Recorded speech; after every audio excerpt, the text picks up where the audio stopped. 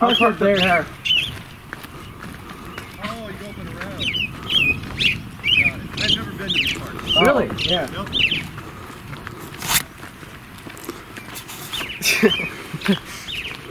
So, Mark, nice to meet you. Hey. My name is Caden. It's nice to meet you. Aiden. Hey, nice to meet you guys. Yeah.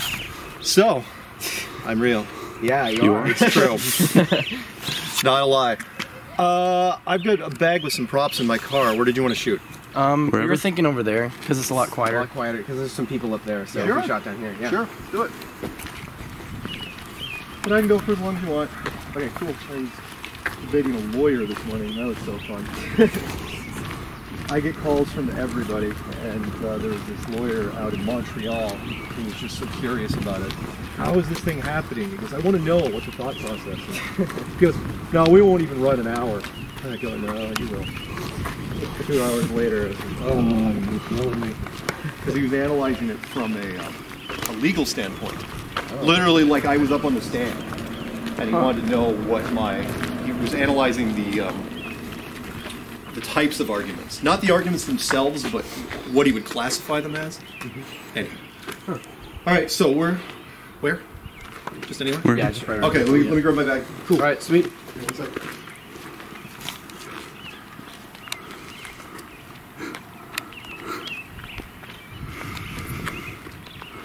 What? Okay. He's wearing a World of Warcraft hoodie. I'll compliment him on I'm it. having a hard time paying attention. Just pay attention. I'm paying attention. Okay. It's all good. It's like a surreal moment. It's weird. Yeah, I know. It's really weird. Yeah.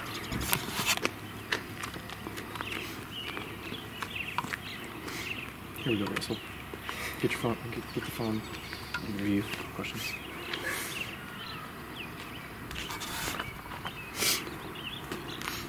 So what inspired you guys to...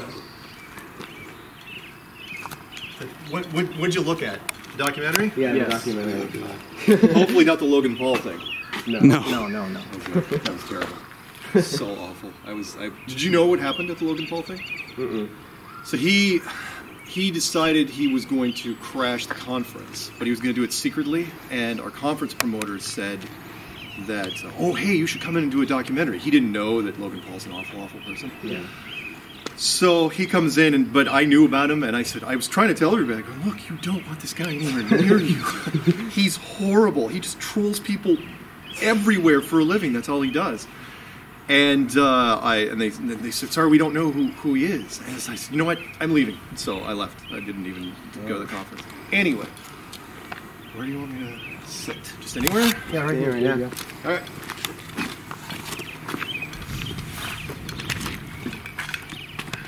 Are you gonna shoot from there, or do you want me to? Yeah. Okay. Do you want, so we're just gonna. You're just gonna. Whatever. All right. Ask. Former South would-be graduate. Now, flat Earth tip of the spear. Ian, want to start? So, where did it all start? The philosophy. Sure. Okay. It all started a long time ago. I was doing hallucinogenic drugs, transcendental meditation, and stand-up comedy. No, I wasn't. No, I wasn't doing any of that stuff. Okay, so I started in 2014 because I thought I had pretty much looked at everything. Because I'm older. If you're older, you've been through a large chunk of the internet. I know that the internet's really big and daunting, but if you were there in the beginning of the internet, you kind of got a grasp of what was happening. There was a lot of different rabbit holes with conspiracies. And I had my opinion on just about every conspiracy you could think of. I mean, you name it, I've got an opinion on it. I like some conspiracies, I hate others. And then this one had crossed my desk several times. Everybody knows about Flat Earth. That's the one thing I can't say. Everybody knows about it. Everybody's got an opinion on it. I have talked to thousands and thousands of people where I say, oh yeah, Flat Earth. And they look at me and they go, what? What the hell's Flat Earth? Right? Although I did have one guy ask me if it was a metaphor for something, you know, like a Flat Earth way of thinking. And I go, no, it's a real thing. So I had seen Flat Earth come across my desk, and I was like, no, not looking at it, It's terrible, it's awful. Everyone hates Flat Earth. The question is, why do you hate Flat Earth? That's the weird part. In fact, the first flat Earth video I clicked on, I actually got a visceral response, like I was embarrassed, and I was alone in the house in Colorado, and I clicked on this. I'm going, wait a minute, why am I embarrassed to click on a flat Earth video when I'm alone? I go, you know, I'm older. I've been through the internet. There's a lot of weird stuff to click on the internet, stuff that would actually legitimately embarrass me, and I have never been. It's like, oh yeah, that's funny. Mostly involving naked people, but flat Earth. For some reason had this visceral response like, wow, I'm actually physically upset about this. Why am I clicking on this? And I said, okay, there's got to be something to this. And then I decided I was going to shut it down over a weekend. That was my goal. I was like, okay, I can kill this. I'm going to put it on my bucket list. It's like, okay, I've seen every other conspiracy except for Flat Earth. I'm going to crush it in 3 days. No problem. And I consider myself a very clever problem solver. Not the fastest in the world, but I will solve it eventually. Maybe not the way, don't ever play chess against me. You will not like it. I'd be like, what is he doing? I don't even know what I'm doing half the time. So I looked at it, and fast forward 9 months later, and I'm just banging my head on the keyboard going, why? Why can't I solve this thing? Why can't I prove it to my satisfaction why it's a globe? What I basically come to was I couldn't, I'll use the legal thing from this morning. Can I prove to you that the world is flat? No, I cannot. But I can create so much reasonable doubt in the globe. The only place you have left to turn is some sort of flat model. And that's where I was stuck. It's like, okay, so then I decided to make a series of videos at the beginning of 2015, you know, it's from the documentary, which was called Flat Earth Clues. I just put it to the hive mind, and I said, show me where I'm wrong. And I waited for people to shut me down, and the opposite happened. In fact, there was a lot of stuff. You gotta remember, we shot that documentary 7 months, and they only used 99 minutes. Yeah. There was a lot left out. What was really left out was all the subject matter experts that called me.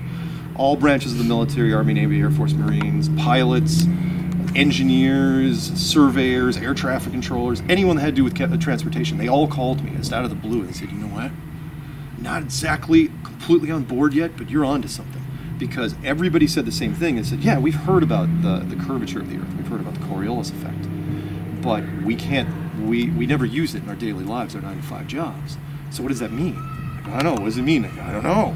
And so the more those people kept calling me, the more it was reinforcing, to where after I think the first, 3 to 6 months, any hesitation I had was gone.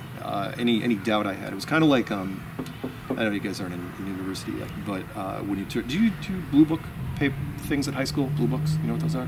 No. Yeah, that's right. It's when you're answering questions kind of in an essay form, and they give you a limited amount of time, but you'll find that at university if you go. And it's like you're turning in a test and you think you've aced it. You're pretty sure you've aced it, but there's something nagging in the back of your head going, oh, I don't know. I think I nailed it. I'm not sure. That's what I was waiting for. I was waiting for, it's like, nope, red mark. It's like, that never happened. And so, sorry, long answer to whatever. Anyway, while you're asking me a question, I will dig up a crop or two. So there wasn't like one piece of evidence, like all of a sudden, like, oh, this means that the Earth is flat. It was like over time, it kind of like slowly kind of. Yeah, it happened like a bad diet. It snacked up on me. It was it did. There was a lot. It was like death by 1,000 cuts. So like this. Talk about unsolicited. This Italian coin company contacts me. They said, "Hey, would you like to ever? You know, we're making your flat Earth into a coin. Would you like to show it off?" I was like, "Yeah, sure."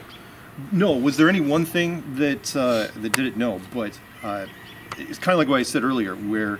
Can I prove this to you right now? Nope. But I can destroy this in so many different ways by attacking it from the outside, death by 1,000 cuts, that you have nowhere else to go. However, that being said, there was one thing, out of all the things that I looked at, there was one thing that caught my eye more than anything else, which was Antarctica, which was and I said it, I don't think it was in the documentary, but it was about the Admiral Byrd expeditions and the treaty, which is down there, the Antarctic Treaty.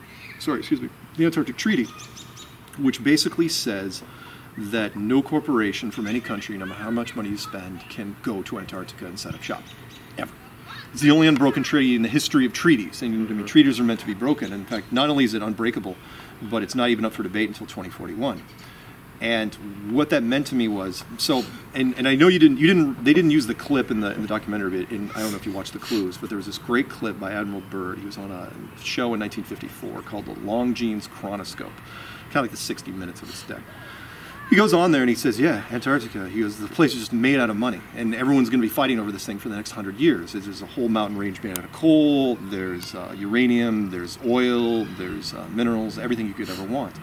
And then just a couple years later, after his last expedition, they locked Antarctic down like it was radioactive. Not because of the uranium, because there was something else going on there. And it went against everything that we are as a civilization. We all know that our civilization runs on greed and money and power. 9 out of every 10 problems in the world revolve around money or resources that are tied to said money. But this was the opposite of that. They didn't care what money was out there. They just they just locked it all down. And like, okay, so if something built this place, then and somebody discovered it. What I'm saying here, the short version is that our best and brightest didn't even figure out what this place looked like until about 1960. We didn't have the technology. Because remember, we haven't even had good airplanes for less than 100 years. We've had HD for less than 20. I can tell you, 20 years ago, HD wasn't really HD. It was terrible. So if you didn't have the technology to discover this until about 1960, and then all of a sudden you figured it out, but you've been preaching this for the last 500 years, what are you going to do? You going to tell people? I know, you're being young, you think, oh, the people have a right to know, right? No, I hate to say it, I try to put myself in other people's shoes, which is, look, if I was the government and I figured out in 1960, and by that I mean the Soviet Union and the United States at the time, that's a short meeting, because, okay, let's say you do tell the public that this is what it is, and not this. What's the worst that could happen?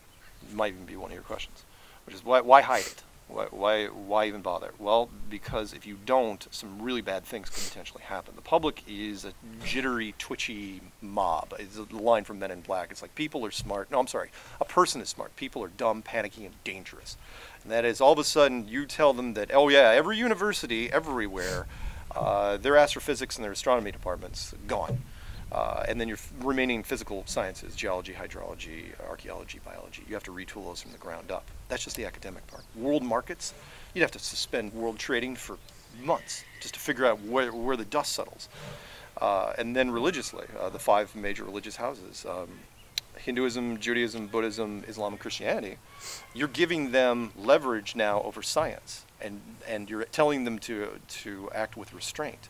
You're asking them to, oh yeah, because religion would come at science and say, okay, so you were wrong about this. You okay? Yeah, I'm good. You were wrong about this. What else are you wrong about? Oh no, evolution, karma dating, the Big Bang Theory, dark matter. Let's revisit all these things. And then next thing you know, science is on the ropes. So I don't blame them. Sorry, I ramble. This is what I do for a living.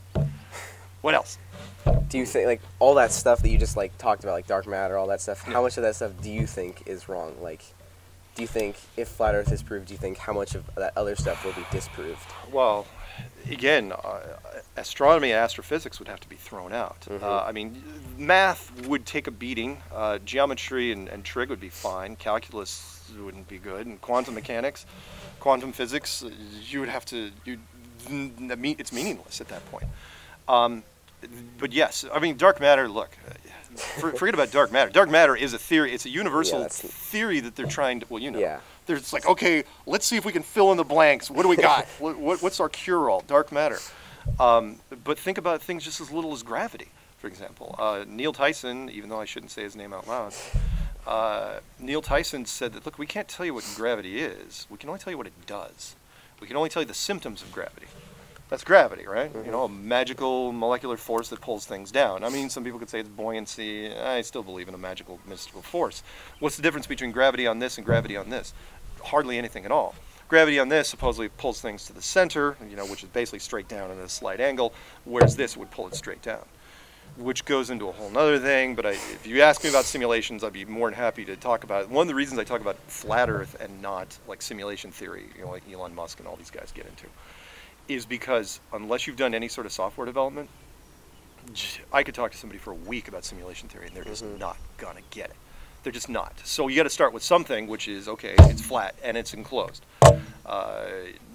And which is interesting because every simulation we've ever built, with the exception of I think 1 or 2, are built flat. They're absolutely built tabletop flat, and the reason is because programmers, like most people, are lazy. They don't want to build in the curvature. It's like, no one's going to know. Let's just make the whole thing flat. And they don't. I mean, think of it. I don't care if it's Fortnite or thank you. Thank you, by the way, for noticing I've got a Warcraft jacket on. I am old school gaming. That's where I started. Nice. Yeah. Fortnite, GTA, Warcraft, they're all built flat. Absolutely tabletop flat. But the average person walking around doesn't notice it because no one would expect to see a curve, right? So they get away with it. It's awesome. Sorry, go ahead. So do you think like flat Earth falls in the same category as like simulation theory, where like you can't really disprove it, you can't really prove it either? Yes and no. Okay, there's a couple things. In fact, that's one of the questions the lawyer was asking this morning. He goes, look, no one's going to figure this thing out anyway. I go, oh, I disagree, because I think technology now has caught up to the future. And by that, again, I know you guys aren't old enough, but I mean, back in the day, when like cartoons like the Jetsons came out, we were all promised this beautiful, glorious, shiny chrome future with flying cars and robot helpers, and heck, we've made movies about it forever. But it never ever happened. None of these things happened. Cars are still the same freaking cars. Yeah. Guns never got better. The only things that got better were tied to information. And by that, your cell phones. I mean, the cell phone is a freaking miracle. You combine high-speed internet.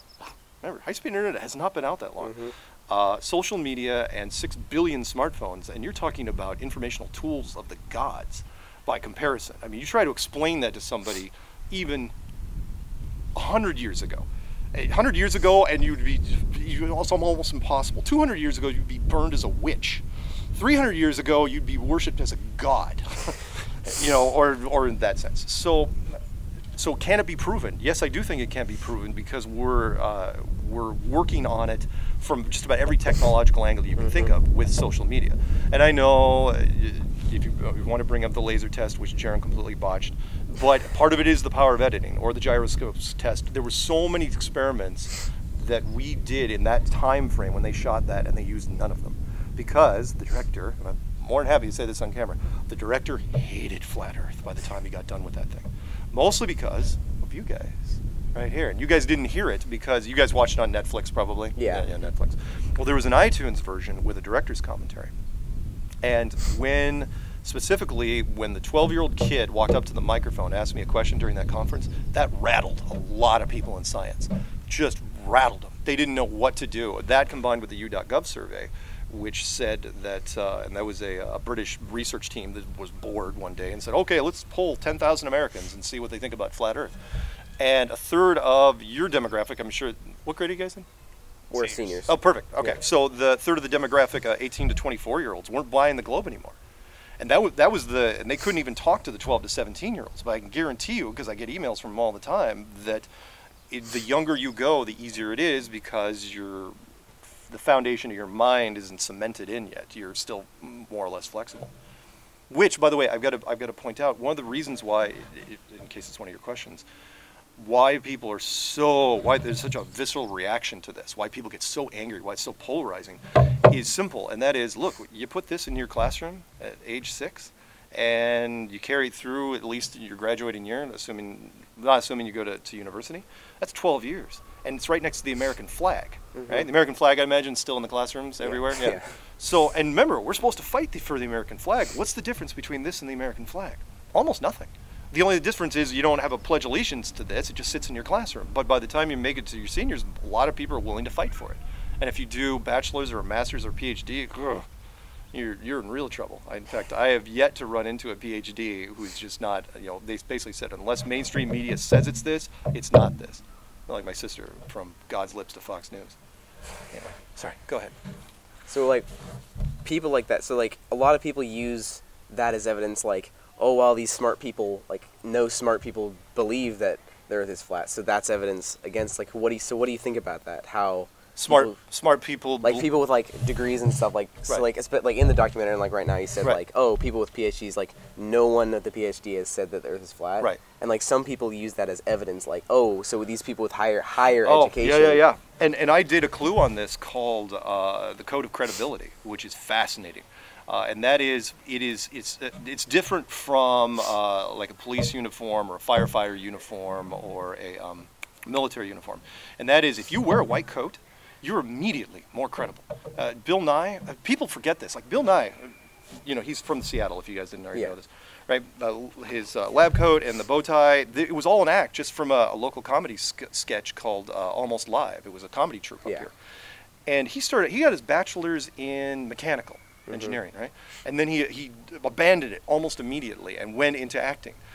And just by luck, pure happenstance, one of the producers of the show, Ross Schaefer, he said, hey, you're kind of dorky looking, you got angular features, why don't we put a lab coat on you, you can talk about science stuff. And it played really well, and then all of a sudden Disney says, hey, we'd like to use that skit. And they ran it for 6 years, and then they franchised it. Because he is seen in that lab coat, people immediately think he's a freaking genius. And he's invited on, you should look up the stuff he's been invited on. I mean, Mars rover, he's a consultant. Quantum mechanics, he's on the panel. It's like, what is he even doing there? He has nothing to do with this. But sorry, smart people, smart people, intelligent people. If you have a PhD, you are never ever, unless mainstream caves in. In fact, I've got friends that are PhDs, and I say, why can't I get most of them to talk to us? And that is because if they do, you got to remember, if you make it to your master's degree or PhD, you've spent so much time and money trying to get, all you care about at that point is getting published and being in with the academic community. And that community will ostracize you in a heartbeat. They will drop you in a quick minute. If they even think, it's like, because if you get into a debate with a flat earther, you better win in like 10 minutes.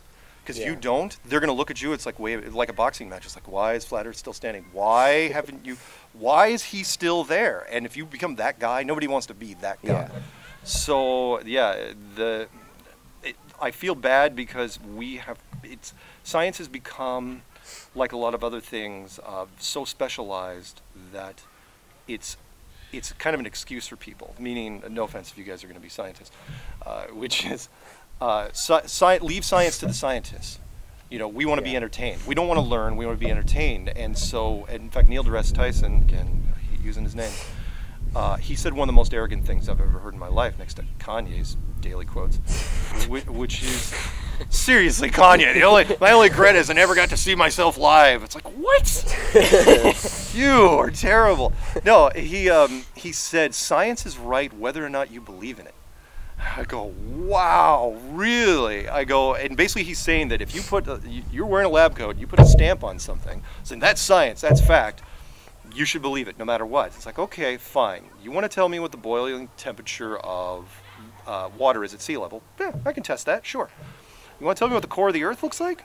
No, you can't, because the core of the Earth, even if you believe mainstream science, is 4,000 miles down. Do you know what the deepest hole ever drilled is? Maybe. It's like 7. Close. 8 miles. 8 miles. 8 miles. Close enough. Yes, 12 kilometers if you're Canadian, or not American. Basically, everybody else is on the metric system. But yeah, it's 8 miles, and that is not a lot. That's a fraction of 1%. So how are they showing this cross section of the Earth with the red, the orange, the yellow, and the white bands, right, on the inside? In fact, if you look in some really, really old textbooks, they'll even say in small print on the bottom that they're basically extrapolating. They're speculating. They have no idea what the core of the Earth looks like. But at one point, they just got rid of that small text. They got rid of the fine print, and then it became gospel, which was okay. So and remember, if you see that diagram, you've all seen it. Yeah. That diagram when you're 9, and the next thing you know, you're 18. That's fact. It's absolute fact. No one questions how they came up with this, even though it's always an artist's rendition. There's no probes that ever gone down anywhere. The bigger question is, why can't it go farther than 8 miles? In fact, how thick is this damn thing anyway? I don't think it's very thick at all. Sorry, I ramble. So, like, what do you think's outside of whatever we're on? That's the model we're on. Like, do you think? Take your pick. If this is it, then what's outside of it is you. I mean, who's to say, for example, let's say this was a technological marvel right there. There aren't 7 billion beings living around in that like sea monkeys. What's outside of it? So your follow-up question, you were almost ready to say the word, was space. Yeah. Right? Because everyone says, "Well, this is a exists. floaty thing in space with cosmic waterfalls," and it looks like. By the way, the Thor movies completely ruined that because they have cosmic waterfalls in Asgard, and it's like, "Oh, you guys are killing me." It's like, no. What I try to tell people is, I say, no, it's not some disc floating in space. It's that. That's all it is. I mean, although to be fair, the white part probably extends out to about here, and so the white part's going to be thicker. Actually, that's not terrible. But who's told you, again, not to be insulting, but who told you there was space? The same guys that told you the Americans went to the moon? Those guys? The American military? Because that was don't think for a second that NASA isn't part of the military operation. They are DOD, always have been. They are uniquely military. Yeah, they wear white suits, they don't carry guns, they smile for the camera. I get that. But they were built on the still burning embers of the Nazi war machine. They literally, all their scientists were founded. Werner von Braun would have been executed. He was an SS officer. And yet, in fact, Werner von Braun, a fantastic little tidbit on his headstone, when you look at it, it says the year he was born, the year he died, and then Psalms 19:1. Not to quote chapter and verse, but I thought that was really interesting. Psalms 19:1, I didn't know what it was. I had to look it up. It says, and the firmament shows his handiwork, the dome. Why is the father, literally the father of rocket science, talking about a dome structure above the world? It's fascinating to me. Anyway, sorry, go ahead. So you don't think we're like riding on the back of a giant sea turtle or anything? The sea turtle question. No, I mean, well, look, there's old cultures that have interesting traditions, but remember, they were just working with what they had at the time. What I try to tell people is like, look, our interpretations, we're reluctant to make changes based on our technology. The Bible has not really changed ever, since it was written, and cultures like the sea turtle thing has not really changed over the years. But the more we look at something like this, then all of a sudden, especially when you start getting to the virtual aspect of it, you realize that, well, if it is virtual, then God was a programmer. We couldn't have even used that term 30 years ago because we didn't understand. Remember back in the old days, along with the sea turtles, they thought that God was like a big mighty Odin hammer and thing. He was just mashing out things with these rudimentary simple tools. I'm going to get tongue-tied on that one. But then we got more and more advanced to where now we can make simulations. I mean, The Truman Show, which was a fantastic movie, was basically our technological apex, which is, could human beings build a 20-mile wide stadium and fool somebody inside that it was real? Yeah, absolutely it could, which is why I didn't even, in fact, is that plane going to screw you up? Okay, we'll just go. It's louder. Sorry.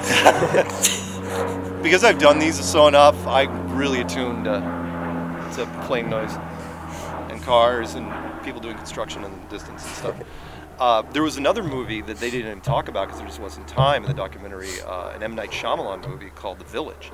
If you ever want to look into something weird, look into that movie, because what they did there was, the whole premise was fascinating, where very rich people that were tired of violence in the world took their kids, you might know this plot, they bought a wildlife preserve, they built a town from the 1800s in it, and raised their kids there and just told the kids they were living in the 1800s, and the technology was never going to evolve. And they did this without any tech at all, right? There was no force fields, there was no special. All they did was to make sure the planes didn't fly overhead like that one. But what I thought was interesting was, what happens when the first generation, when those parents that initially bought the wildlife preserve, they die? Well, remember, you're not supposed to go out in the forest because there's monsters out in the forest. At that point, nobody living in that town is lying. Everyone's absolutely, living the world because we believe the world that is presented to us. We are shown this since you're 6 years old, every day. Icons all over the world. In fact, it's not even trademarked. You can't trademark it. So there's so many corporations that use this innocently, and they don't know. And so I can understand why people have the adverse reaction to it. I did too. In fact, side note, I was one of the few, the only person I've never even known of. I used to collect, again, older, collect weird bric-a-bracs back when disposable income was a thing. And I used to actually collect antique globes. Buy them on eBay. Antique globes, the older the better, and take them off the spindle and place them. I had antique globes all over the house, and world maps all over the place. No one thought the icon of the world was cooler than I did, and I had to give it all away. So do you think there's some kind of like flat Earth agenda behind the Truman Show, or do you think it's just like? Well, okay, no, that's a great question. here's the thing with that, because people in the flat Earth community, okay, there's two groups of people. There's people once you first get into the community, you of course look at it. It's like, oh, they've been lying to us. But if you've been in long enough, you realize that nobody's been stopping us either. As a matter of fact, the biggest corporations have been helping us for a while now. I've been only doing this for 4 years, and Google and YouTube have been recommending our videos everywhere. And part of it's the algorithms, which is there was a programmer that came out of YouTube recently, and after his disclosure thing expired, they asked him, it's like, why are things recommended to me on YouTube? And part of it is what you do, what you do, but part of it is what the masses do. So if the masses are getting into a certain topic, they will recommend that topic to you in a certain way. And he said, look, if the average person that gets into flat Earth, which was out of all the topics he could have brought up, he brought up flat Earth. He goes, once they get into flat Earth, they watch at least 20 videos in a row. What do you think we're going to recommend to people? And so, do I think there's a bigger agenda here? Yeah, I do. What I try to say is, I say that flat Earth is just the frame, the picture frame for something much bigger, and there's a canvas that's yet to be rolled out. Meaning, flat Earth is the ultimate open-minded thing, which is you heard me say. It's like, look, there's people that believe in all sorts of conspiracies. I mean, wild. Elvis having Bigfoot's baby, and the royals are all lizards, and you name it. They have an opinion on it. And I say, yeah, what about this? And they go, get the hell out of here. And I'm going, really? I go, you're going to tell me about the lizard people, and you're not going to even nope. And that shows you what the negative reinforcement is on this. But it has been recommended by YouTube nonstop for 3 years. Only recently, when Congress had a hearing about it, when they were saying, well, we got to address the flat Earth problem. It's like, wow, I'm watching this on news going, really? Have we come that far? The documentary was a great exercise in that, where strings were pulled to get that thing in. Meaning, you got to remember that most filmmakers, when they make a film, if you don't sell it right away, which most don't, you have to go through the film festival process, which is you submit it to different film festivals, right? And like the Toronto Film Festival, for example, where it premiered, there were like 3,000 films that were applied. Out of that, only 100 were chosen. We were one of those 100, and then out of those 100, very, very few get bought by iTunes and Amazon and stuff like that. And they said, oh, it probably won't get bought. It was bought almost immediately. And then Netflix finally caved in and bought it a few months later after the others rolled out. So yes, there's something else going on. We're not getting resistance like I would expect us. If Google wanted to if the government, let's use the government, if the government wanted to shut this thing down, they could do it in 2 seconds. I mean, if you guys have ever done software development, it is easy. It is simple code. It's like never ever recommend flat Earth and these combinations of flat Earth to YouTube anywhere, and never fill in the blank with Google. If you type in word flat, it should never come up Earth. It just make sure it's gone. And it was the opposite. Even Neil Tyson, when he went on Comedy Central to rebut B.O.B., rapper B.O.B., he didn't even bring his A game, not even close. Not to use a Tiger Woods reference, but he didn't. He didn't bring his A game. He just came on there, no graphics, no movies, no nothing. In fact, there was nothing on screen. He was just him talking for 6 or 7 minutes about math, and I'm going, the audience is lost. Sorry, I gotta get this in here, which is the reason. If you're wondering why this thing just keeps growing and getting weirder and weirder, and why I'm talking to you now, and I mean, you're not even the first high school that's reached out to me. You know who I was talking with last week? Lakewood. Huh. They called me and they said, "Hey, we meet on Mukilteo?" And it's like, oh, okay. So we met next to the lighthouse, and we did the same sort of thing. There's been high school weird. The hot buttons. People say, "Oh, you shouldn't talk to younger people." It's like, I'm going to. The reason why it has gotten so huge is mostly because of social media and how information is put out there. Meaning, can I prove this to you in a court of law? No, I cannot. Can I prove this to you in a court of law? No, I cannot. Can I create so much reasonable doubt in this that you have nowhere else to turn but this? Yes.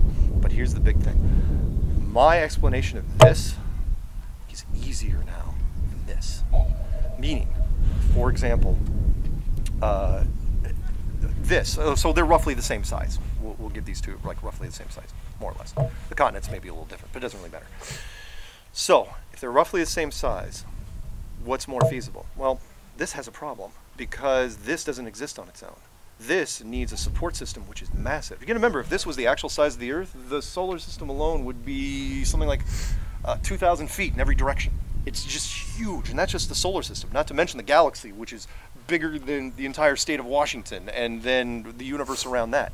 It takes a huge amount of resources and math upon math. And you say, okay, what's the point? I'm saying, here's my point. This doesn't need anything. In fact, who's to say this isn't what it really looks like right now? This needs no support system. And so when people latch on to, people are like, there's an old line, I know you guys haven't read that many things. There's an old book called The Art of War. And there's a guy in it that says that people are, it's a Chinese thing, and they say people are like water. They always take the path of least resistance. It's a nice way of saying people are lazy. But it's true, which is people, if whatever is the easiest option, it's why you guys text most of the time instead of not calling on the phone. Is it physically easier? No, you have one button, you go, but it's socially easier to talk via text. I mean, that's what everyone does now, except me because I'm old. But get this. So I'll do this real quick, which is the curvature of the Earth. Here's why. People will say, okay, math will eventually beat this. You can say, with math, I can disprove this. With all sorts of math, I'm going, yeah, it's not going to work. Here's why. Is there a game up there? Soccer up the field. Oh, wow. Cool. So here's what I mean by that. Meaning the math for this is extremely complicated. Extremely complicated. We're talking about geometry and trig and calculus and quantum mechanics. Whereas this needs almost nothing. By that I mean this. I'll end on this because I know you're. No, I just. Oh, you sure? No, okay, well we can go going as long as you want. So think about this. This is why where people freak out, and I knew this in the first couple months. Why this thing keeps spreading, and that is, I say the curvature of the Earth is 8 inches. Do you know the curvature of the Earth? Yeah, it's 8 inches per mile or something like that. Close enough. All right. In fact, that's perfect. Okay. So I say it's 8 inches per mile. You're going, yeah, I'm totally with you. Right on, totally with you. And I go squared. And then all of a sudden you think back to junior high and you're going, oh, what? I forgot everything that was in that class. I hated algebra back then, assuming they teach junior high algebra. So, and by that I mean, if people don't understand that, I mean 99% of the people don't even get that. Don't feel bad because I didn't know it either. It's like, wait a minute, what is it again? If they don't know that, what in the world are you going to use to try? You think geometry? You're going to throw geometry at people? You try to beat this thing with math, and all you're doing, you might as well be playing people a recording of like a modem handshake, like a fax machine. That's all, because people have no idea. They just glaze over, and so people, it's like all you have to do, show them. It's like, look, this is easier to understand, and you show them a few examples, and then hit this as many times as you can, with as many different angles as you can, and it works. Everybody, sorry, I ramble. Everybody hates this to start with. Everybody.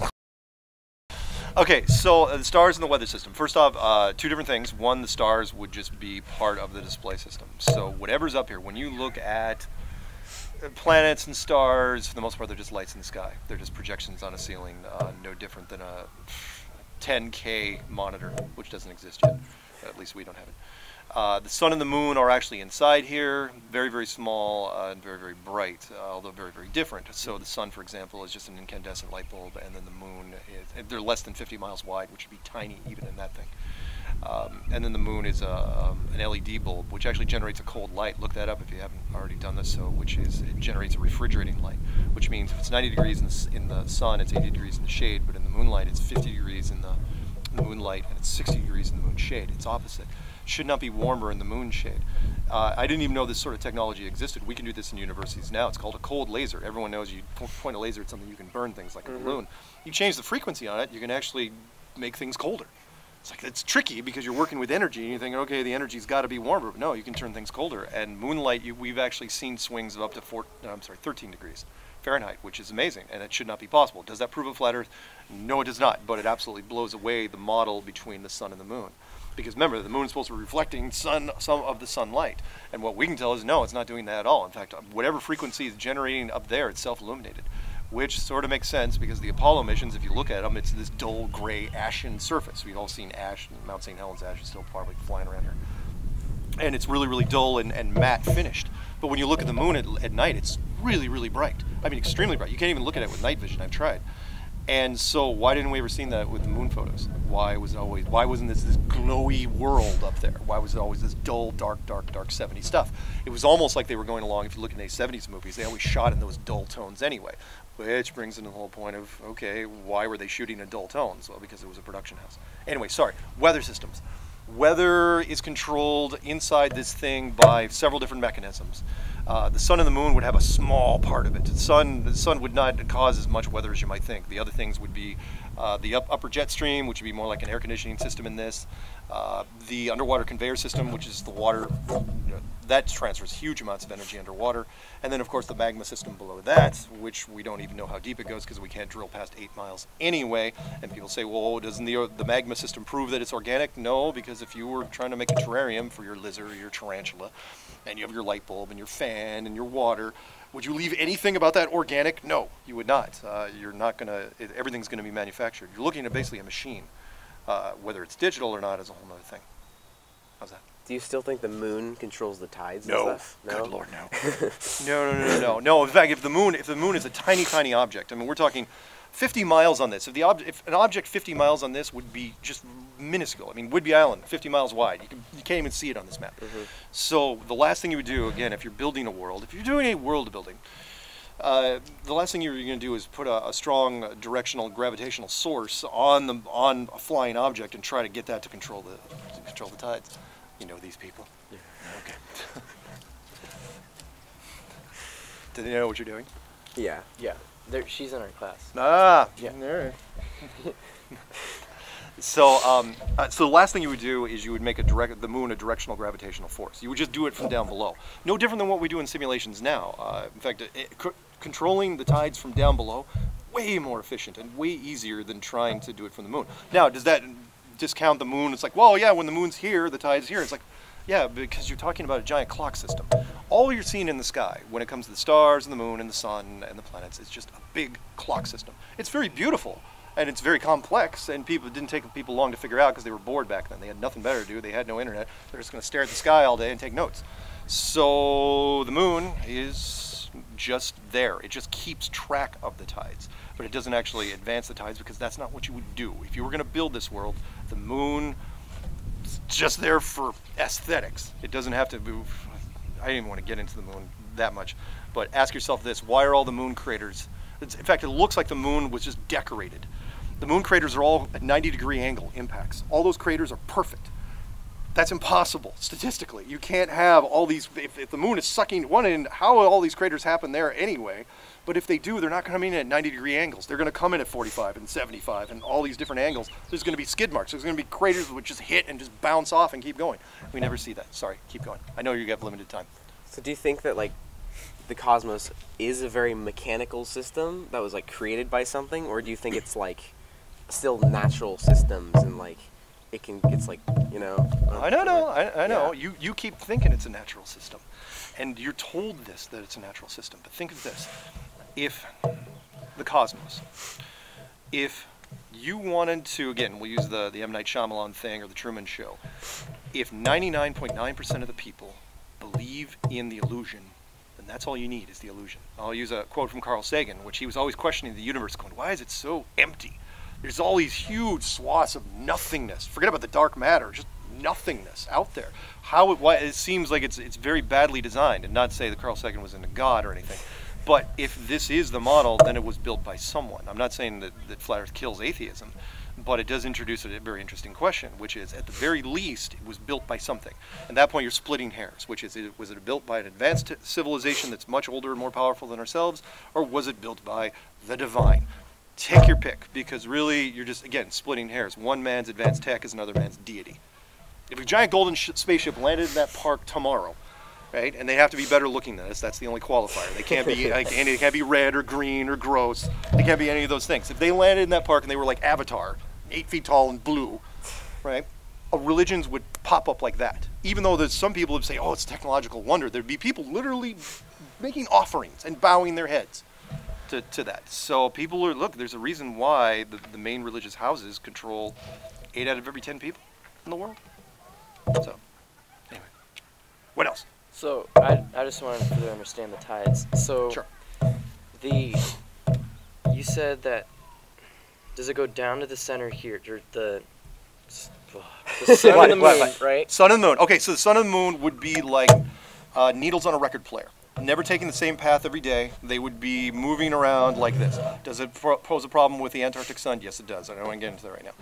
But with the other things, they just go, they go off and they go in these big circles. Do they control the tides? No, they don't have to. In fact, if you're building this, if you're building simulations, whether it's mechanical or not, or digital, you're not going to control the tides from an object up here. It's just a coincidence. That's all it is. You control the tides through the physics engine down below because it's easier. And then you can tell the people whatever you want. Because remember, people believe, not to overuse the Truman Show line, but it's so true. People believe the world that is presented to them. And that is, again, the kids in the M. Night Shyamalan movie. They were told they were in the 1800s. You could have told them they were in the 1600s, 1400s.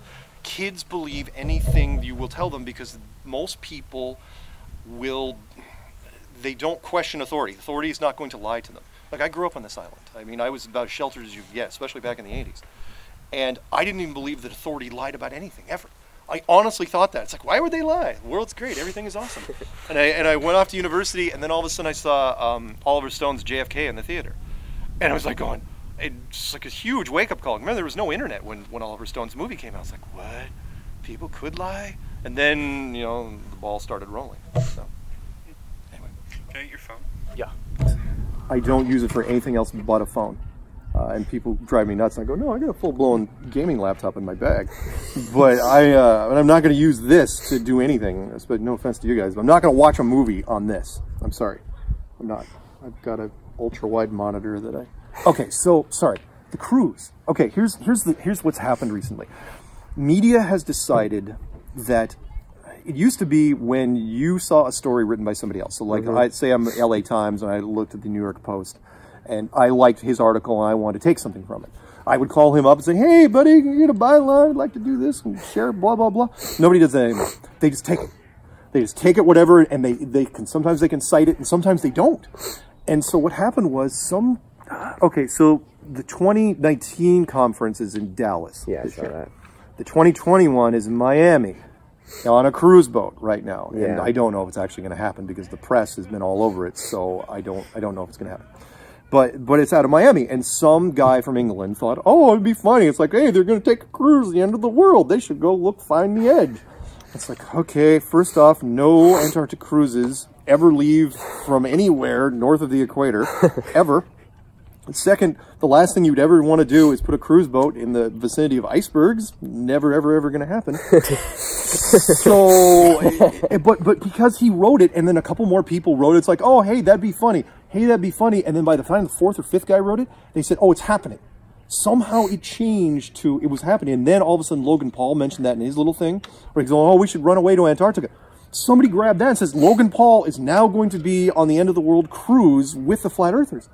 And they just kept tacking on all this stuff to where we're going, where are you guys getting this from?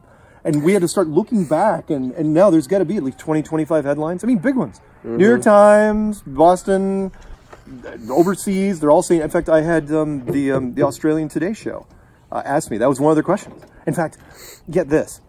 The producer asked me, most people don't know that you do a producer meeting before you do those things, right? They talk to you, and it's like, okay, here's what we're thinking of asking, blah, blah, blah. And they asked me about it, and I said, no, it's not going to happen. I go, but if you want me to break it to the audience, I will. They go, you know what, we're going to ask it anyway. It's like, oh, fine. So the people that knew, people that were interviewing me, asked me the question they knew full well. So that whole thing was rehearsed. So no, there's no Flat Earth cruise. There's no, and of course we wouldn't, because the Antarctic Treaty is bulletproof. No one's going down there. That was the whole point of my clues, talking about the Antarctic Treaty, the unbreakable treaty, which no one can ever do anything down there. It's fascinating. People gloss it over, and look, the treaty is not hard to find. You can find it on the internet, which says nobody gets to go down there. Military scientists. That's it. And yeah, I know degrees of separation. People know people that know people. It's like, oh, I knew a guy that went down to Antarctica. It's like, yeah, it's fine, but he's not there from for a corporation standpoint. He's just there, looking at penguins and testing ice. That's all they do.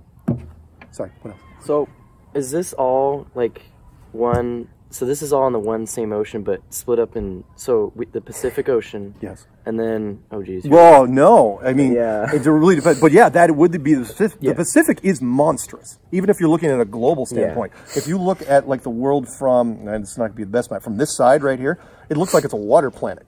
There's like this, like Water World with Kevin Costner. But yeah, in fact, you want to look at some interesting stuff. Look, the next time you look at a Mercator map, which is the map that everyone pulls down. I don't know if they have them in front of the classrooms. The world map where you pull it down. Look at all the pointy bits, like Florida and the Netherlands, and all the pointy bits on a Mercator map point down. Statistically, that is impossible on a globe. But on here, they all point out. They all point out in different directions.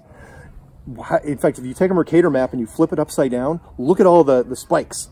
They all point in one direction. It's like, how does that even happen? I thought it was fascinating. It was just something off the side we kind of noticed. Anyway, sorry, go ahead. So is this like an ice wall, kind of like Game of Thrones? It's all right. The season's almost over. Game of Thrones is coming out when? Like a week? Something like that? Yeah. Thank God. Get that thing out of there. I mean, even the cast members is like, please let it end. I mean, they've killed everybody anyway. The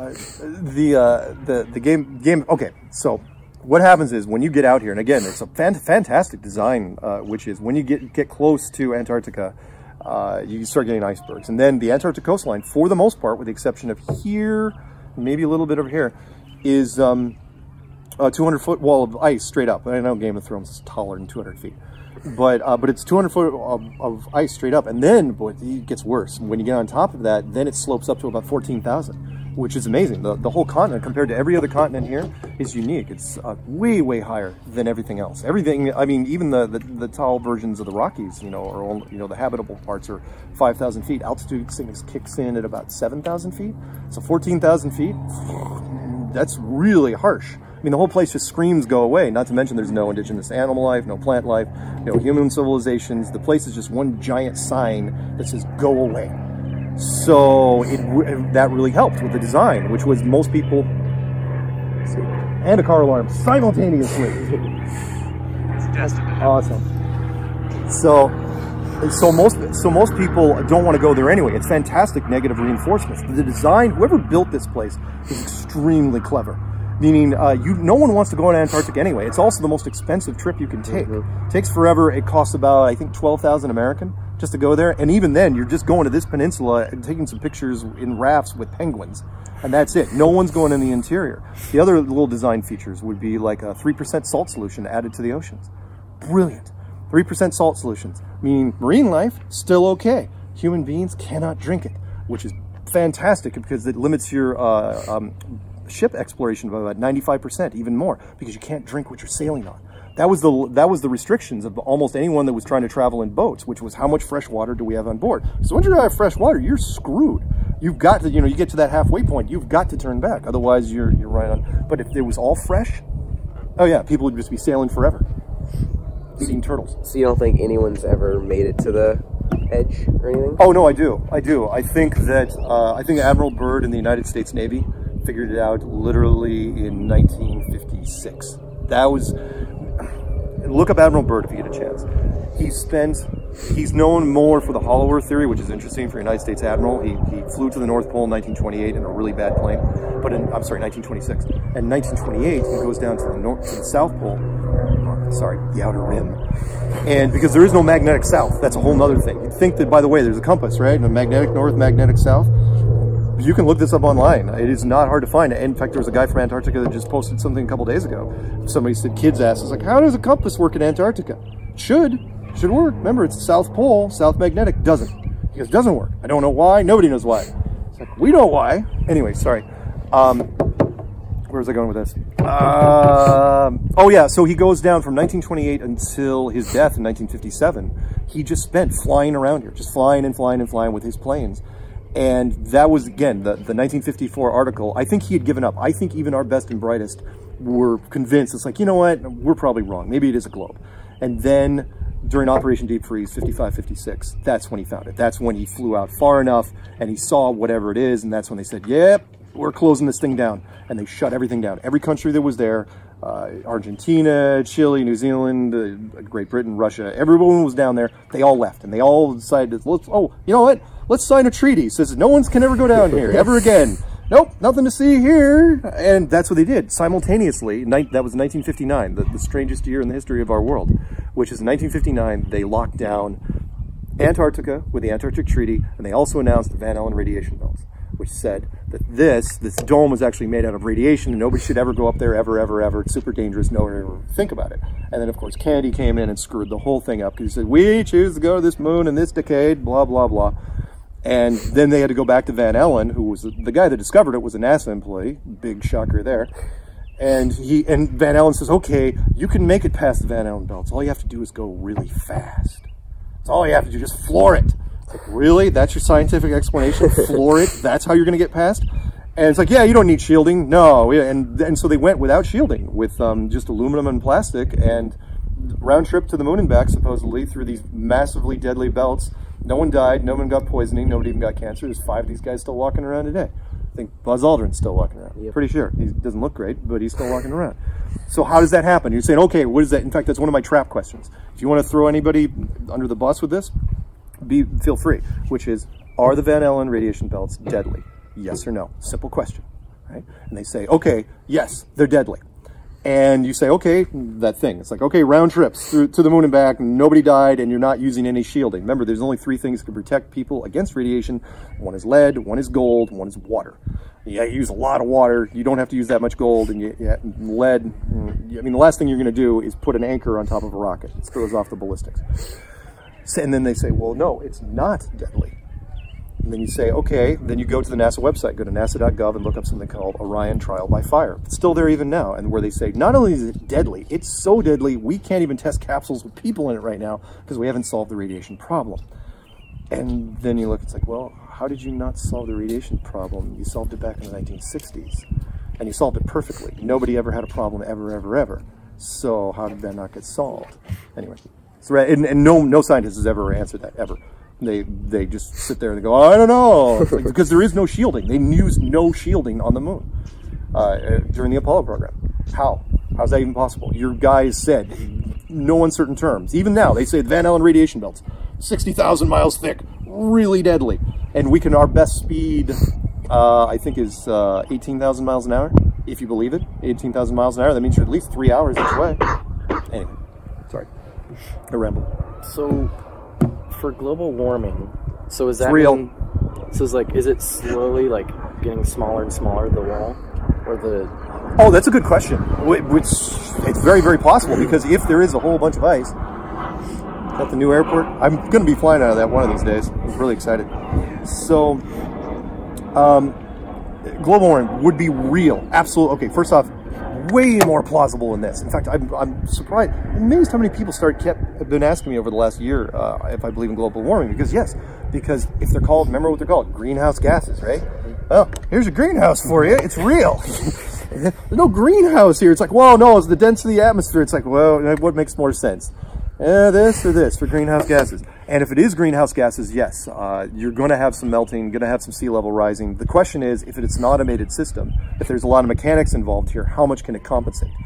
I think the automated system was only allowed to do so much, kind of like an air conditioner in a car. So you have an air conditioner running in your car, and then your friend comes in with a propane lantern. And then your other friend comes in with another propane lantern. Well, eventually that air conditioner's got to compensate for it in some way, and it's going to create some weird pockets of hot and cold around that car. And we're talking about a simple thing here like a car. Yeah. Imagine if you had, I don't know, 7 billion people, and at any given time you've got, I don't know, 2 billion internal combustion engines running constantly at all times. You know, people are waking up and going to sleep. So that is going to have an effect sooner or later. I absolutely believe it's real. And the question is, where does it end? I don't know. I think sooner or later it's going to trip some sort of threshold, and it's going to get more extreme.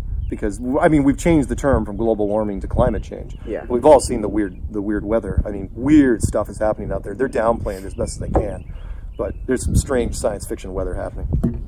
Do you think some kind of like leak or something could form in the ice wall or whatever eventually, or no, and here's why. Whatever this thing is made out of is really, really tough. The United States, and of course this is men for you, because that's exactly what men would do. I don't know. If, kind of like the rumors that the first atomic tests were done, and some scientists predicted that, well, maybe it might ignite the atmosphere, and I don't think it ever would. There's way too much nitrogen. But the argument was, well, let's say it does ignite the atmosphere. How are we gonna get in trouble? Everyone will be dead anyway, so let's just do it. I mean, that is the nature of science. They don't question why they should do it. It's just if they can do it. It is, should we make the hydrogen bomb? I don't know. Can we? Let's do it, and let's see where, let the other guys, the engineers, figure out the methods for it. So they fired the first shots, and it was everything they did was exactly what I would have done, which is the first shots they fired were low megatons back in 1958. The first 3 shots I think were 2.9 or 3.4, something like that. The first 2 shots. And if you can't bust through something with the word megaton, you're not going through it. Sorry, this is never going to happen. If megaton isn't working for you, you got to come up with something else. And so every other shot from that point for the next better part of 4 years was basically them just painting the sky, which was just firing rockets and detonating them, hopefully before they crash, and figuring out the dimensions of this place. Because, remember, and NASA, funny thing, NASA was formed after their second or third shot. NASA was formed, so they started firing straight up, and then like after the second and third shot, it's like, NASA formed. It's like, of course, because you have to militarize space. You have to keep the private corporations out of this thing as long as possible. Meaning by that, you can't remember, NASA is just a conglomeration of parts. NASA doesn't make anything. They get all their parts from Lockheed Martin and Boeing and General Dynamics and those guys. And so the last thing you want, those are the guys with the real machinery. And you don't want General Dynamics teaming up with, I don't know, Frito-Lay down the road and saying, hey, you know what, we really need to get some sort of Frito-Lay thing up there on the moon. Because they would do this. They would absolutely do it. And so you keep them out as long as they could, which was why the fledgling companies like, was it Blue Horizon, SpaceX, and Virgin Galactic came in so late into the picture, and they just crash all over the place. They don't do anything. And I'm sorry, I even had the lawyer today tell me, because I go, come on, man, that convertible in space thing was one of the worst tragic productions I've ever seen in my life. It's absolutely not legit. He goes, I admit it looks really fake, but it's a good publicity stunt. And I go, yeah, but if it's not real, you have to tell people it's not real. You can't say it's a publicity. You can't show the car. And basically, the lawyer was saying, yeah, I didn't believe it, but it's a good promo piece for Tesla. I'm like, you have to tell people, because if you don't tell people it's fake, they're going to believe it's real. And sorry, the Tesla car, I don't know if you guys saw it, but there's so many things wrong. You guys watch, you know what I'm talking about? Mm-hmm. The convertible Roadster in space. There were so many things wrong with that most people missed. The obvious ones were the hot and cold temperature. We're talking about 200 degrees, 200 negative to positive. The windshields, throw warm water on a frozen windshield, and that's not even that much of a degree swing. Those windshields would have been toast instantly. Every pressurized system to the vacuum of space, the vacuum fluids, the window washer fluids, the brake fluids, they all would have detonated. The thing would have just shredded, not to mention the dash would have been awful. It's basically got to just be a frame. It would have been, the fiberglass would have, I'm sorry, the tires. Unless you slash the tires, they would have turned into bombs and just blown up and destroyed the fiberglass. And yet, my favorite thing was the fact that the Falcon Heavy, the thing that supposedly delivered the car, you never saw it. You never saw it. You saw the booster rockets. It's like, the boosters are tumbling back. We're going to land them at Kennedy. Engineeringly impossible. Plus, you would never land them right next to each other, but the reason why you land them next to each other is so they don't confuse them. It's like, which rocket's landing? Well, we don't want to confuse the public. Let's land them right next to each other, even though you'd never do that from a safety concern ever, ever, ever. And then all of a sudden it's, okay, they're landing, and cut to, it was brilliant. The finest misdirection I've ever seen. They go, cut to car. And there it was. The car was just sitting there profile going, yeah, where's the booster? Where's the booster tumbling back? The booster delivered it. That thing. The big thing, and they went on the cheap. It was an exercise in how do you fake space on the cheap, and they never did it again, and they never will, because they can't. The social media was not exactly warm to the whole thing. Sorry. What else? So, when they were filming the documentary, did you know they were going to go a little bit like kind of more negative on it? No, positive? No, I didn't know until. We didn't even know until after it was released. We were trying to figure it out, because we spent 7 months with these guys. He came up here. We went down to Oregon, went down to LA. I mean, I've spent a lot of time with these guys. And only because of the director's commentary on the iTunes version did we have any clue. And he slipped it in at the very end, and that was when you got to the end, towards the end of the movie, again, the 12-year-old kid who walked up to the microphone was asking me questions. At that point, the director said, and this is when our position changed. At that point, I wasn't really listening to anything. It was like blah, blah, blah, director's commentary. And then all of a sudden he says something, whoa, what do you mean, changed? And that was because he said that he wanted to take, they felt it was their responsibility for the children to, it was like, Flat Earth is fun and games, it's entertaining until you get the kids involved, and then it's dangerous. And it was not the first time I had heard this, but I was really surprised by the director saying that. But unfortunately, because his budget was limited and he wasn't going to reshoot the whole thing, he already shot most of the movie. So what are you going to do? You can only do what you could in editing. So he took the shots against Jaron, he took the shots against Bob, he took a couple against Nathan. He even did me with the green button, which surprised me. And he even asked me if he could do that. And I said, yeah, sure.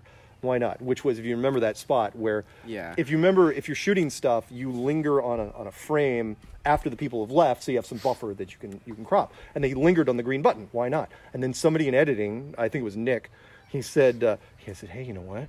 If you take out the part of Mark hitting the button, we can make it look like he never hit it in the first place.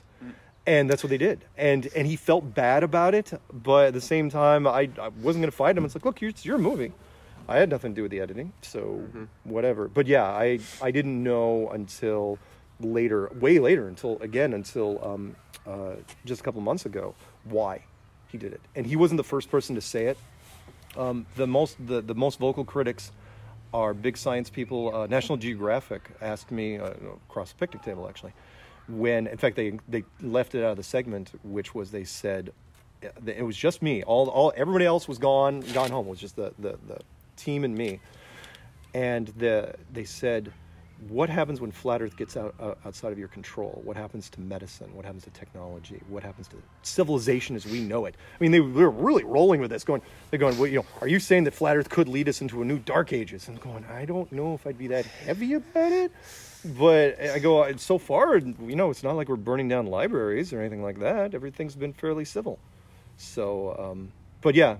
Sorry, the documentary, in the end, was worth it. Even though they took the hits, it was worth it because it was our biggest recruiting tool to date. I mean, we're talking now because of the documentary.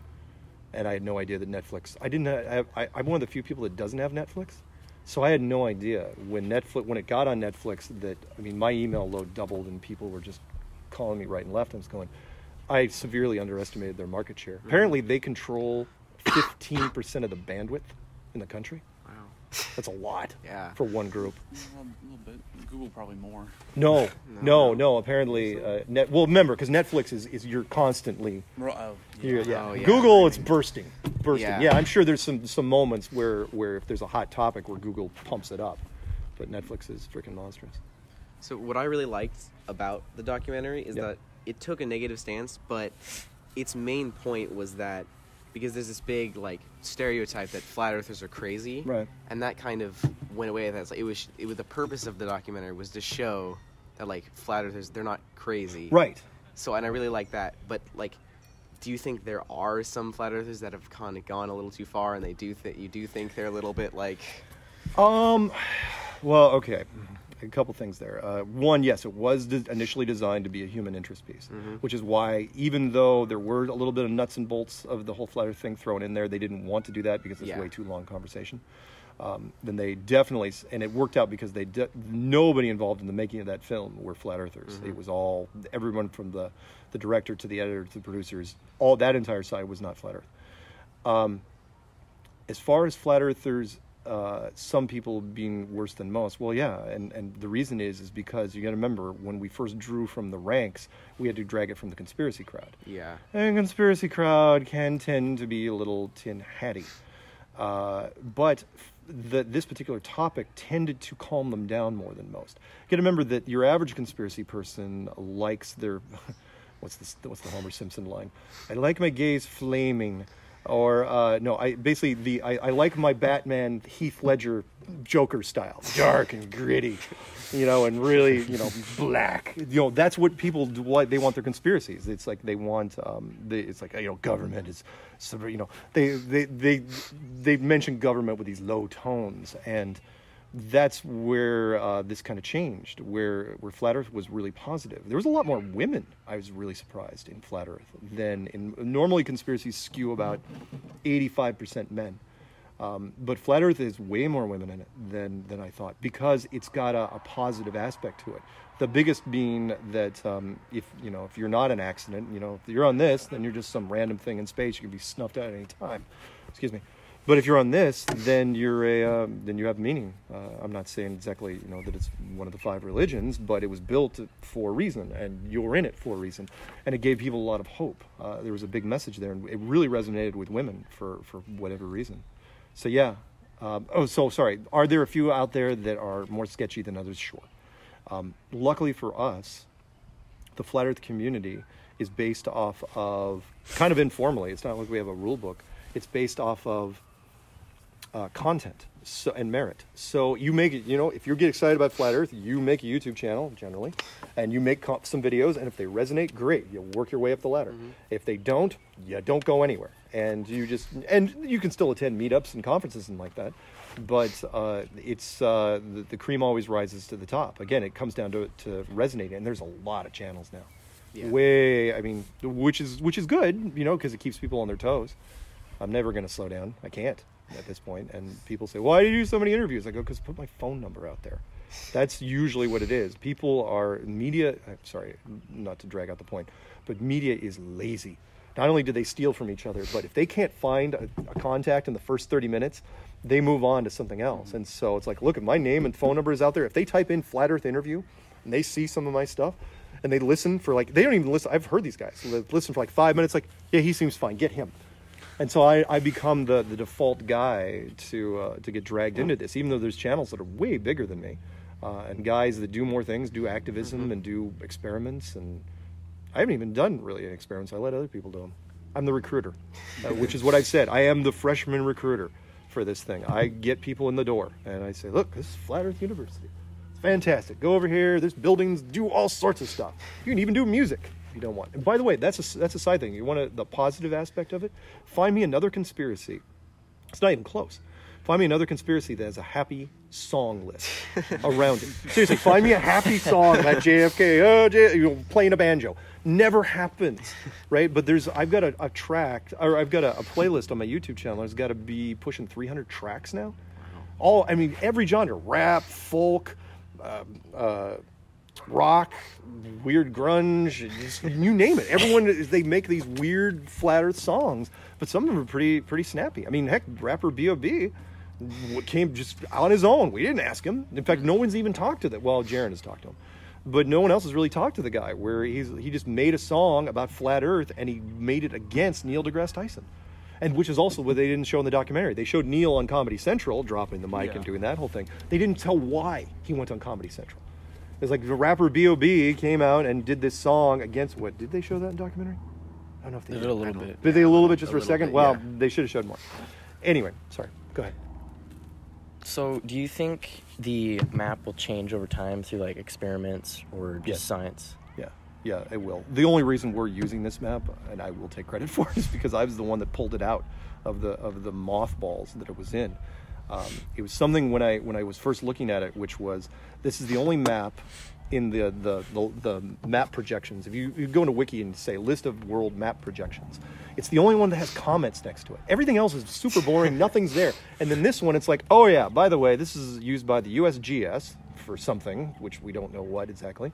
It was initially designed by a 1,000-year-old Persian man named Al-Biruni, which a moon crater is named after. Oh yeah, and it's also the UN flag. Wow, really? All these things. Oh yeah, sorry, one more thing. It's also used by the Flat Earth Society. But that one isn't recognized, even though they're absolutely identical. If you lay this on top of the UN flag, it is absolutely identical. So somebody there knows something. And so this is our kind of our baseline map. Now, are there things wrong with it? Yeah, we know there's something wrong with it. Absolutely. There's something, especially out here in the outer edges, we know there's some perspective issues, mostly because of the airline shortcuts. which is we're still trying to figure out exactly. Remember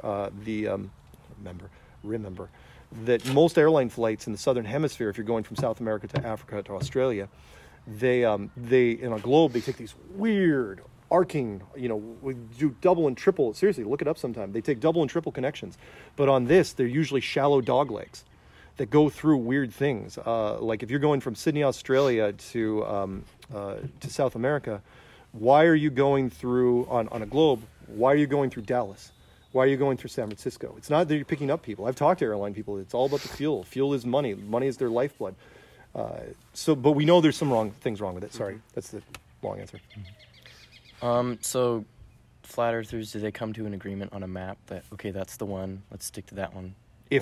Will it happen, you mean? Or have we done it yet? Or, because could there be other people that agree on it on the map, and then others are saying, like, well, this one makes sense, but others are like, oh, but... Everybody has tried, other people have tried, I mean, every map that I've seen out there had been people grabbing this in some sort of 3D CAD program and bending it and twisting it and trying to do what they can with it and try to make it more sense out of flight routes and distances between cities.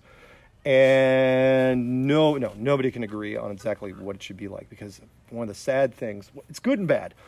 Flat Earth is never sedentary, and it's never sorry, it's a bug landed on the United States.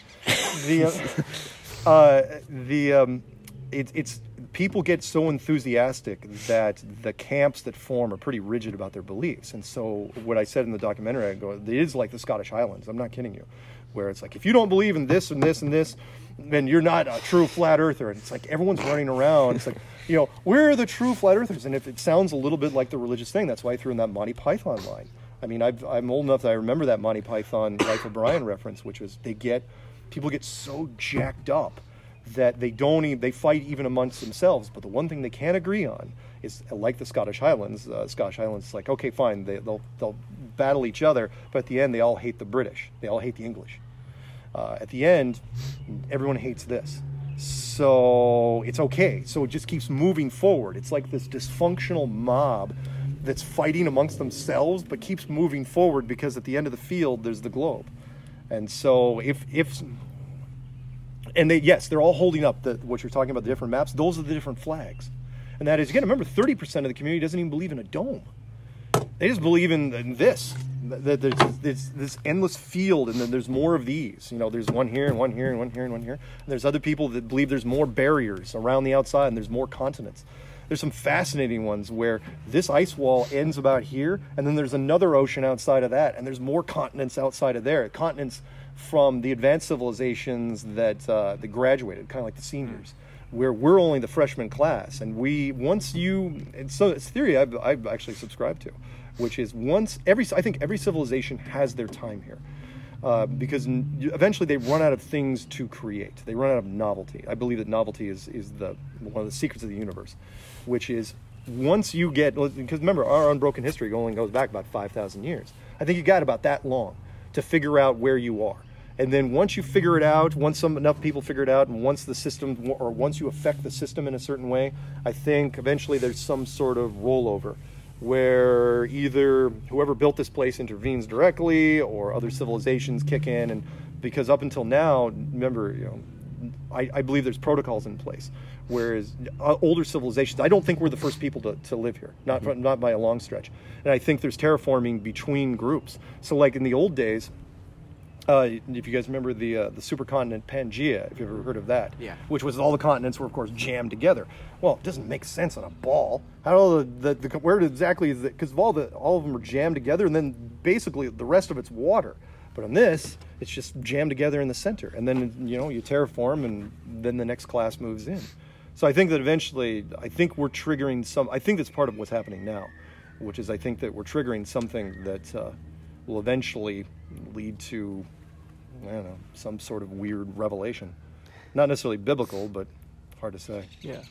Anyway. So you think the concept of where there's different continents? Yeah. So it'd be like where the sonic boom, how there's different series going on. It's like, are we the first series? Like, we don't know. What version are we, right? I think that older versions have been, that were here before us, I think were more simple. Like some people in Flat Earth don't believe in dinosaurs. I go, no. Think of it a different way. I think the old version of this place, whoever was building this place, I think started like we do with electronics. You guys aren't old enough to remember, but electronics used to be huge. I mean, that cell phone contains more electronics than rooms, computers that were bigger than that building. And I think that eventually we started making smaller and smaller things, but between civilizations, they were terraforming. It's like, okay, let's make things smaller. Like, for example, what if what we considered dinosaurs were just big lizards at the time? Yeah. And then it's like, okay, let's make smaller lizards. And because you like Japanese electronics, you just makes things more and more compact. I mean, nowadays we can make iPods that are actually smaller than we can even use, because you have to make it about as big as your thumb so you can run the damn thing. So yeah, what version are we? I don't know, 7, 6, 100? I don't know. It really depends, because what version are we in here, and then what's happening outside of here? And do any other civilizations get to come through, or are the civilizations pinned in here with us? If you guys want to look up some fascinating shit, look up something called the... people can think that like the UFO stuff, and I absolutely believe in UFOs, but I don't think they came from Mars or Venus or Jupiter. I think they're here. I think they've been here the entire time. They were us. And I think there's rules in place, kind of like they're not allowed to talk to the freshman class. It's not like, a spaceship lands there tomorrow, that'd be a real problem. Because all of a sudden, you can't come out and take selfies and sign a few autographs and say, hey, everybody, because everyone would just be this nonstop questions, and you'd form a religion, kind of like Star Trek, the movie, the second one. But as far as if there are other civilizations, here, I'll give you a perfect example. We all think that like Roswell, that's like the biggest thing, right, in UFO. No, hell no, not even close. You want to look up something fun? Look up something called the 1561 Nuremberg event, kind of like the Nuremberg trials. 1561 Nuremberg event, where a spring day in Nuremberg, Germany, for whatever reason, 2 massive aircraft carriers came into the sky, just started launching things at each other for a full hour. Just started beating the crap out of each other up above, and people are, German people down there eating their Schnitzenblumen and eggs, and it lasted for so long. The sketch artist came out and drew the whole damn thing, put it in the newspaper in full color. No one ever talks about it. The bigger question, in fact, they even talked about it in Ancient Aliens. Nobody in the States talks about it. All they talk about is freaking Roswell. Big questions there, which is, So imagine this. They're duking it out for a full hour, right? Things are crashing and stuff. And then all of a sudden, a third faction shows up. A singular, black, angular ship. Pulls up in the middle of them. They freak out, take off. And then the ship hangs around for a little while and then leaves. Well, do you have any questions that raises? It's like, okay, there's a hierarchy here that's way beyond us. Okay, first off, who were the 2 ships that came in the first place? Why were they squaring off? Was it like the West Side Story with the Jets and the Sharks? Where were they doing? Were they doing a dance-off? And then what happened? Who was the third ship, right? It's like, were they the cops? Were they the UN? And the bigger question there is, why? What was the response time? An hour? An hour to get that third ship in there? What are you guys doing? Did those 2 ships find some sort of blackout zone? So it's like, hey, nobody's looking in this quadrant. Let's go mess around over this city. Again, it's fascinating stuff. And again, Ancient Aliens, they even left out the third part, that third angular ship, because it made the story too interesting, too credible. Again, you can look it up in the newspaper. All you have to do is type in, just Google 1561 Nuremberg event, click on images. You'll see the thing. And half the ships were made like X's. I think that was their version of, like, I don't know, aerodynamic planes. And the other were spheres. Fascinating. And again, no, was it sun dogs? Of course it wasn't sun dogs. People will say, oh no, it was sun dogs. It was an atmospheric thing. Really? For a full hour? In front of the entire population of this major city in Europe? Come on. Sorry. So do you think the dome is just stretching over our section of the Earth, or do you think it's like one big dome that's stretching over all of it? It's good. Or... I think there's multiple domes. So I think that there's a dome over this. I think that that's a common question when people say, are we trapped? Or, is there a dome just over us? And I say, okay, depends how you look at us. And if you watch enough science fiction movies, you have to look at the human race in very different views, which is, are we a box of kittens that should be protected from what's outside, or are we a box of scorpions that should never, ever be let out, ever, ever, ever? And most of the movies we make say that, the latter, which is like, yeah, we're way... Heck, even one of the first science fiction greats, which was The Day the Earth Stood Still. That's what they said. The cosmic, the aliens show up, it's like, yeah, you guys never get to explore space, ever, ever, ever. You are locked in, which was an interesting concept back then. So do I think there's a dome over this? Yes, and I think we're pinned in. Now the bigger question is, does anyone have access to get through it? I don't know, and that is whoever's out here, do they have access to get in? I don't know, maybe. But if they do, that opens up the whole another thing, which is, in fact, remind me if you want. I mean, I'll email when you get home. How many? The thing is, there's so many different types of crafts, and people can argue what they want about alien, spaceships flying out. There's spaceships freaking flying around up there. There always have been. They have been for all time, way before cameras. And there's so many different models of them that the question is, how many species are we talking about here? I don't know. Lot, probably. Too many. I mean, enough to where our arrogance shouldn't be there. We're a scientist. Oh no, we're the only civilized, intelligent beings in existence. Like, really? Is that what you think? So the Nuremberg ships you were just talking about. So do you think they got through the dome, or do you think I don't think so. I don't think so. And oh man. All right, I'm going to go out on a limb here. I'm going to say that they didn't, because I believe that subterranean cities are easy to do. I mean, because I got into this through Hollow Earth theory, which was, people, if you believe in the Hollow Earth theory, if you follow Star Trek at all, it's the whole Dyson sphere argument, kind of, which is the Earth is actually hollow, and there's way more land on the inside, and you don't have to worry about oceans so much, and you have civilizations living there. But what most people don't know is that even in our civilization, most of our population, I mean, like 90-something% of it, live from sea level to only about 5,000 feet. Mm-hmm. So if you were in a cave, if you built a cave that was, I don't remember, commercial airlines cap out at 10 miles, spy planes at 20 miles, and so on. If you built a cave that was only 100 miles high, that's way more than enough room to fit an entire civilization. Very, very easy to do. So who's to say at that point, then it gets kind of circular. It's like, who's to say that this particular thing isn't sitting underground? We don't know. I mean, this thing could be sitting on somebody's laboratory desk, or it could be one of, I would like to think that it's one of many, because it's not going to be a one-off. Mm-hmm. You're going to build these in different stages of civilization, especially if you're clever. This isn't a postmodern, this isn't prehistoric, this one's in this. It makes it more entertaining. Yeah. Not to use the South Park thing, there was a South Park show, which was really interesting, called Earth Canceled. An episode, look that up if you get a chance, which was, the aliens were basically treating the entire world as a reality television show, and we were getting boring, so they were going to cancel us. Oh, jeez. I was like, really? I go, that's actually not a terrible thing, because truth is, we you want to look like the media we've created. We peaked out a long time ago. You've heard the term jumping the shark? Mm-hmm. Does that mean, okay. Yeah. So jumping the shark was, of course, because of Happy Days, and basically it's the writer's thing where they say if you're running out of ideas, you're going to have to just throw in anything in the kitchen sink, because people are just to gain viewers. Our civilization has jumped the shark a long time ago. Music and literature peaked out years ago, but look into like movies. Our movies peaked out in 1999. We were done with them. I mean, we ran out of ideas. We're just now rehashing everything. I mean, I'm watching stuff now. It's like, really, we're rebooting stuff? Like, how many times can we reboot Spider-Man? Tobey Maguire is like 40. Why are you rebooting? We're rebooting Hellboy, Lara Croft, you name it. And the reason why they're doing it is because media has gotten so broad that they don't know. The only way to cut through it, to make sure you get some guaranteed viewers, is to use an old concept. So, anyway.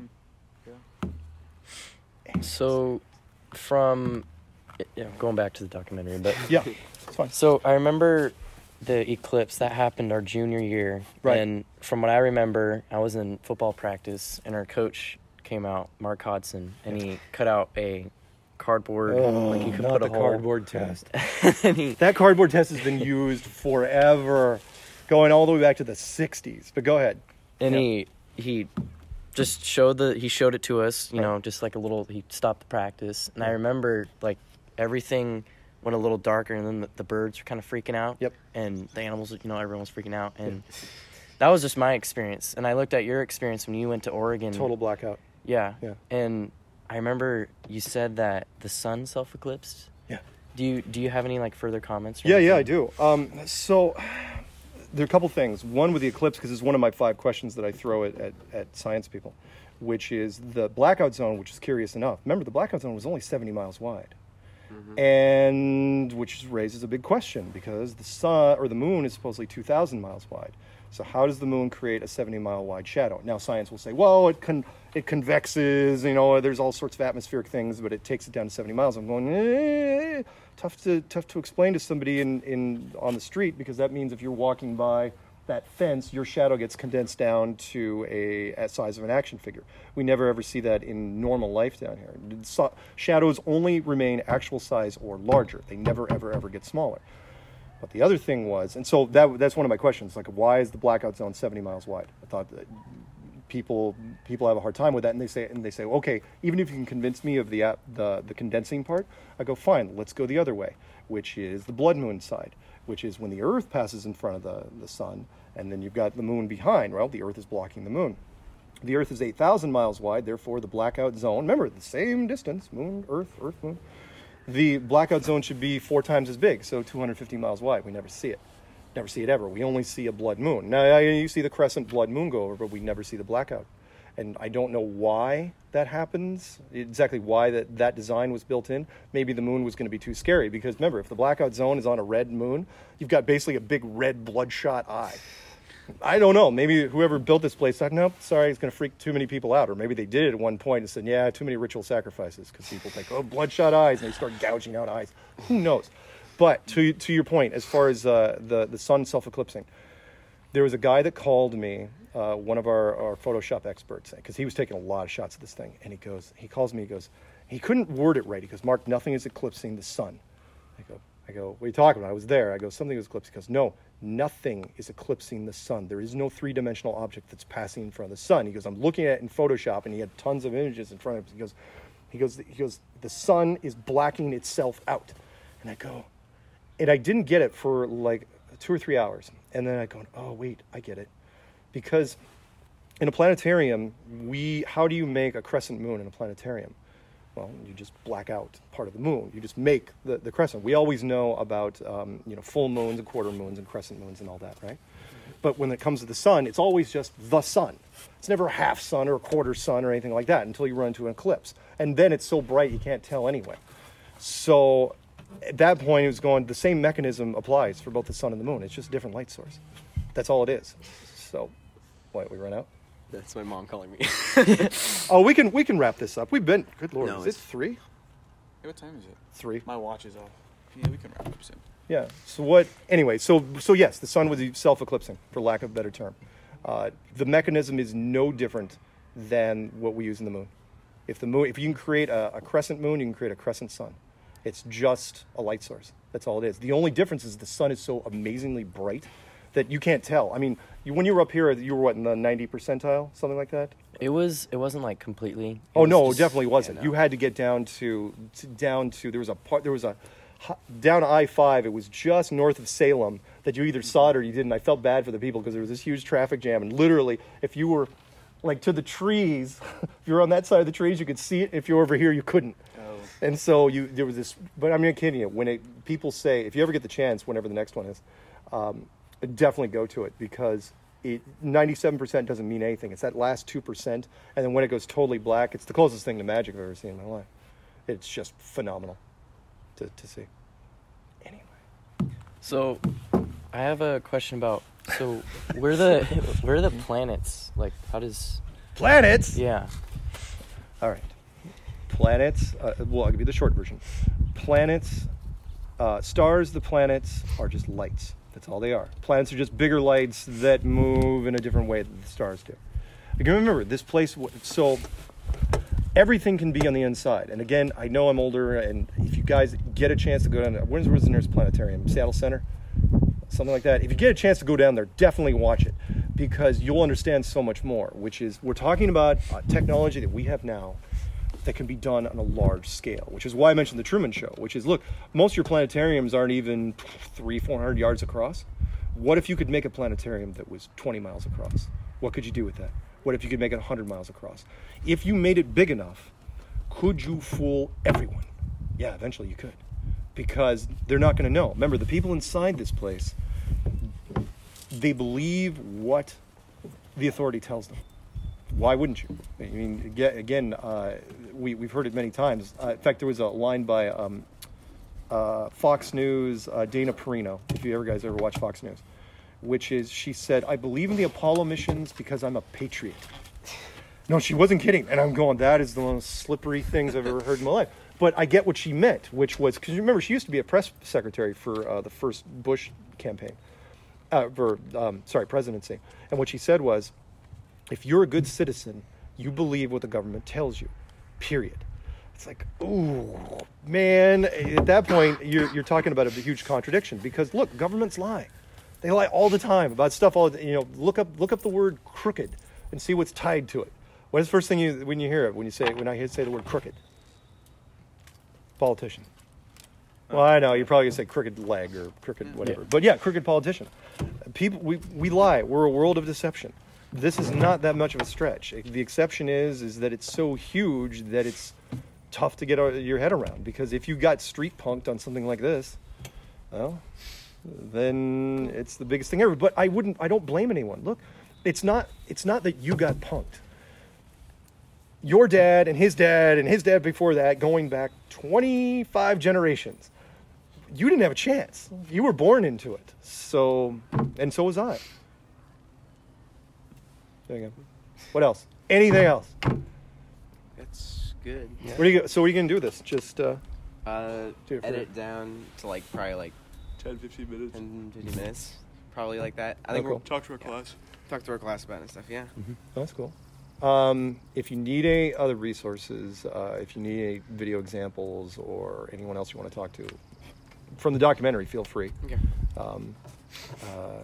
Again, it's going to be weird because it's like, oh yeah, this guy actually graduated from here. It's like, yeah, I know, but at the same time, look, I was way different back then anyway. But I sent you the pics. I mean, I was class president. Took our team to state for the first time ever in the history of our basketball team. And look, I'm not that much different than most people. The only difference was peer pressure didn't mean anything to me at all. I mean, in the 80s, you said, well, maybe it may not mean anything to you guys now, but in the 80s, it was a huge thing. Peer pressure was everything. We made movies about it all day long. Breakfast Club, for God's sake. We invented the Breakfast Club. So when it came to this, it wasn't, it's like, you know what? I don't care. I want to know the answer one way or the other. I want to have it solved. And in the process of doing that, I got sucked in. And now I'm cursed, doomed. But I get to go to fun places. My next my next stop is seriously, the next conference is in New Zealand. Yeah, go down there in 3 weeks, and that'll be fun. What you do on a Sunday afternoon? You go to church in the morning, they'll hop on a plane next. It's usually the traffic.